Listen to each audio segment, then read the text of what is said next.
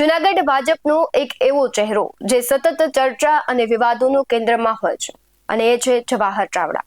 આમ તો તે ભારતીય જનતા પાર્ટીમાં વર્ષોથી કામ કરી રહ્યા છે, પરંતુ આમ આદમી પાર્ટીના વિસાવદરના ધારાસભ્ય ગોપાલ ઇટાલિયા જ્યારે જીતે છે ત્યારે જવાહર ચાવડાના નામના નારા લાગે છે। ત્યારથી જ ક્યાંક રાજકીય ગરમાવો આવ્યો હતો, પરંતુ હવે ભારતીય જનતા પાર્ટીના જ એક નેતાએ જવાહર ચાવડાને આડકતરી રીતે જે કહેવાય છે કે આક્ષેપો તેમના પર લગાડ્યા છે અને ઘણી બધી વખત આપણે જોયું છે કે આ બંને નેતાઓ છે તેમના વચ્ચે ક્યાંક ને ક્યાંક બોલાચાલીના દ્રશ્યો સામે આવતા હોય છે, આક્ષેપ પ્રતિ આક્ષેપના દ્રશ્યો સામે આવતા હોય છે ને એ અત્યારે જૂનાગઢનો એક ચહેરો છે જે સાવર ડેરીના ચેરમેન છે દિનેશ કટારિયા, તેમણે જાહેરમાંથી એક નિવેદન આપ્યું છે અને ફરી એક વખત ક્યાંક જવાહર ચાવડા છે તેનો ચર્ચાનો વિષય બન્યા છે।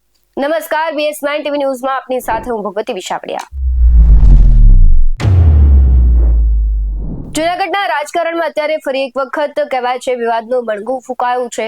ભાજપમાં આંતરિક જૂથવાદ છે એનો ફટાકડો ફૂટ્યો હોય તેવા દ્રશ્યો અવારનવાર સામે આવે છે। સાવર ડેરીના ચેરમેન દિનેશ કટારિયાએ એક જાહેરમાં નિવેદનમાં પોતાનો આક્રોશ ઠાલવતા ભાજપના જ કદાવર નેતાને પૂર્વ મંત્રી જવાહર ચાવડા પર આડકતરી રીતે આકરા પ્રહારો કર્યા છે। દિનેશ કટારિયાએ નામ લીધા વગર સનસનીખેજ આક્ષેપ કરતા જણાવ્યું કે કેટલાક લોકો પોતાના ઈગો સંતોષવા અને રાજકીય સ્વાર્થ સાધવા માટે પક્ષના વફાદાર કાર્યકરો અને આગેવાનોને ડિસ્ટર્બ કરી રહ્યા છે। તેમણે વધુમાં ઉમેર્યું કે જેમને ખંભે બેસાડીને ધારાસભ્ય બનાવ્યા એ જ હવે કાર્યકરોને પરેશાન કરી રહ્યા છે।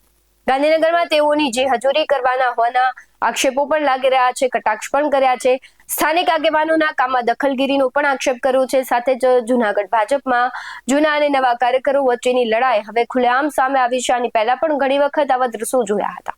શું કહી રહ્યા છે દિનેશ કટારિયા તેના પર નજર કરીએ।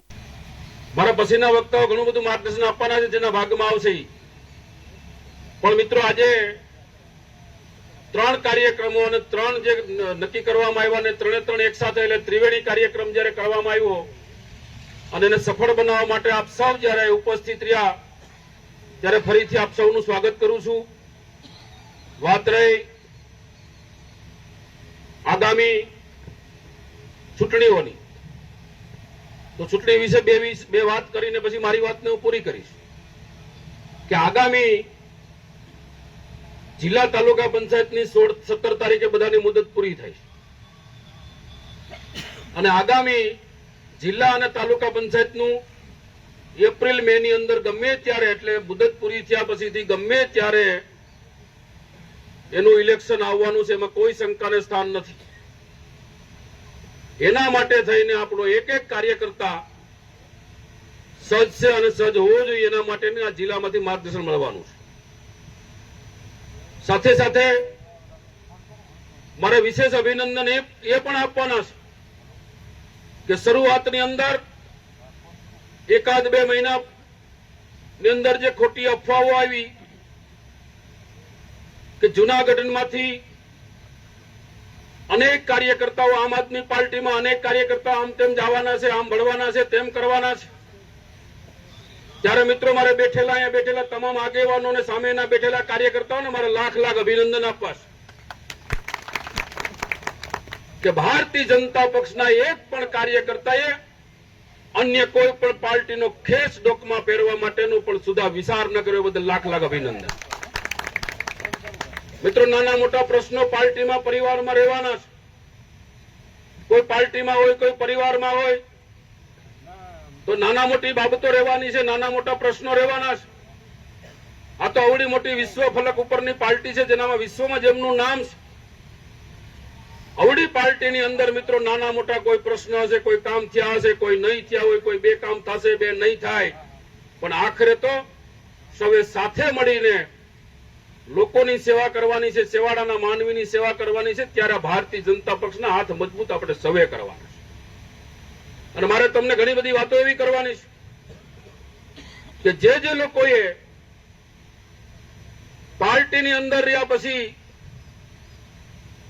એક પક્ષ હોય, બીજો પક્ષ હોય, ત્રીજો પક્ષ હોય, અને જ્યારે મિત્રો મારે એટલા માટે કહેવું પડે કે અમુક આગેવાને મારે કોઈના નામ માથે નથી પડવું કે પોતાના ઈગો માટે કે પોતાના રાજકીય માટે નાના કાર્યકર્તાને તાલુકા જિલ્લાના આગેવાનને ડિસ્ટર્બ કરીને ગાંધીનગરની અંદર નેતાઓના પગમાં ફિલ્ડિંગ મિત્રો ભરતા મેં જોયા છે. અહીંયા તમારો નાનામાં નાનો કાર્યકર જિલ્લા પંચાયતનો કાર્યકર્તા હોય, તાલુકા પંચાયતનો હોય, એને કેમ ડિસ્ટર્બ થાય, એને કેમ નુકસાન થાય, એને કેમ ડામી દેવાના પ્રયત્ન થાય અને પોતાના રાજકીય અસ્તિત્વ માટેની લડાઈઓ એટલે પીઠ પાછળથી ખંજર ભોંકનારા માણસોને મિત્રો ક્યારેય માફ નહીં કરવા. સામે આવીને લડી નાખવાનું હોય તો વાંધો નથી. કોઈ માણસને મન દુઃખ હોય તો મન દુઃખનું સમાધાન થાય, સમસ્યાનો હલ થાય.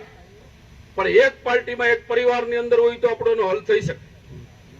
ત્યારે કોઈ એકલ દુકલ વ્યક્તિ જયારે આખી પાર્ટીને કોઈ ડિસ્ટર્બ કરવા માટે નીકળે ત્યારે મિત્રો આપણે સૌએ સજ્જ બનીને આગામી દિવસોની અંદર આપણા વંથલી તાલુકાની, કારણ કે વંથલી તાલુકાનું કોરમ છે અને તાલુકાવાજ મિટિંગ કરવાની છે. તાલુકાવાજના અભ્યાસ વર્ગો પણ કરવાના છે. મારી વાતમાં ભૂલી ગયો, અભ્યાસ વર્ગનું પણ કહેવાનું છે. એટલે 3 કાર્યક્રમ, એક અભ્યાસ વર્ગ પણ આ સાથે સાથે આવે છે. આવા બધા કાર્યક્રમો આવશે. પણ મિત્રો કાલે જો ચૂંટણી આવી જાય, સ્વાગત પ્રસંગમાં કહી દો તો બધા તૈયાર છો લડવા માટે? બોલો એટલે લઈ લે, પત્રકારો બેઠા છે, ઉત્સાહ કરીને ગયો બધા. ભાઈ જોયો હાર્દિક ભાઈ કેતો નહીં, તમે અહીંયા ઓલા હાવાણા વાળા મીટિંગ ઉતારીને પછી અમારા બરાબર ને? કાલે ચૂંટણી જાહેર થઈ જાય તો પણ પ્રેસ અને ઇલેક્ટ્રિક સોશિયલ મીડિયાના માધ્યમથી કહેવા માંગુ છું કે અહીં બેઠેલા આગેવાનો અને કાર્યકર્તાઓ સજ્જ છે ચૂંટણી લડવા માટે. અને મિત્રો કોઈના નાના મોટા ટિકિટના પ્રશ્ન હોય કોઈ છે, પણ બધા લોકો સાથે મળીને સંયુક્ત જે કાંઈ ચર્ચાઓ કરવાની થશે અને જે કોઈ કાર્યકર્તાએ પાર્ટીની અંદર કામ કર્યું છે, કારણ કે આ પાર્ટી છે કોઈની, અમારા કોઈની વ્યક્તિગત નથી. આખરે તો પાર્ટી છે. એ પાર્ટીનો કાર્યકર્તા જેમ મોટો થાય, મિત્રો ભાજપના અભિનંદન આપું, આભાર માનું છું. પ્રદેશના શ્રેષ્ઠ નેતૃત્વનો ખૂબ ખૂબ આભાર માનું કે જે લોકોએ પાર્ટીની અંદર ડિસ્ટર્બ કરીને પોતાનું પ્રભુત્વ ઉભું કરવા માટે જે લોકોએ પ્રયત્ન કર્યા, કોઈ દી સફળ નથી થયા. એક કાર્યકર્તા તરીકે હું તમને કહેવા માંગુ છું કે એક કાર્યકર્તા તરીકે જેને કામ કર્યું અને કોઈને ડિસ્ટર્બ કરવા નીકળો તો ડિસ્ટર્બ તમે પોતે જ થવાના છો. એટલા માટે આજે વિશેષ કાંઈ નહીં કહેતા, આગામી તાલુકા જિલ્લા પંચાયત હોય કે આગામી ધારાસભાની ચૂંટણી હોય ત્યારે મારે ઘણી વખત કોઈ મને એમ કહેતા હોય મારે ટીનુભાઈ મારે 5 મિનિટ પૂરતી ચર્ચા થઈ હતી, તમને કહી દો એટલે કોઈના મનમાં કઈ આમ બરાબર. એક ઓસિંતા એક જગ્યાએ ભેગા છે ને મેં કીધું એને મેં આખરે તો તમારો જીવે ભાજપનો છે ને મારો જીવે ભાજપનો છે અને કેટલાક વર્ષો સુધી આયારામ ગયારામ કરવાનું છે. સમજ્યા તમે? લગભગ તો બહારથી લાવીને નીકળ્યા અમે ખંભે બેહાડીને. બરાબર હશું ખોટું? જેટલા લોકો ક્યાંયથી આવે એના માટે હજ થઈને જવાનું, લડી લેવાનું, ધારાસભ્ય બનાવી દેવાના અને ધારાસભ્ય બને પછી પાછી એની કાગળ સાંભળવાની. એટલા માટે મિત્રો આજ વિશેષ કઈ કેવું નથી, પણ તમારામાંનો કોઈ તાલુકા પંચાયતનો સભ્ય બને, આમાંનો કોઈ આપણાનો જિલ્લા પંચાયતનો સભ્ય બને અને આગામી દિવસોની અંદર વિધાનસભાની હોય કે લોકસભાની ચૂંટણી હોય ત્યારે આપણો અવાજ, આપણો અધિકાર તાલુકા અને જિલ્લા પંચાયતની અંદર બુલંદ બને એના માટેના આ ત્રિવેણી કાર્યક્રમો હવે સતત કાર્યક્રમો આવતા રહેવાના છે.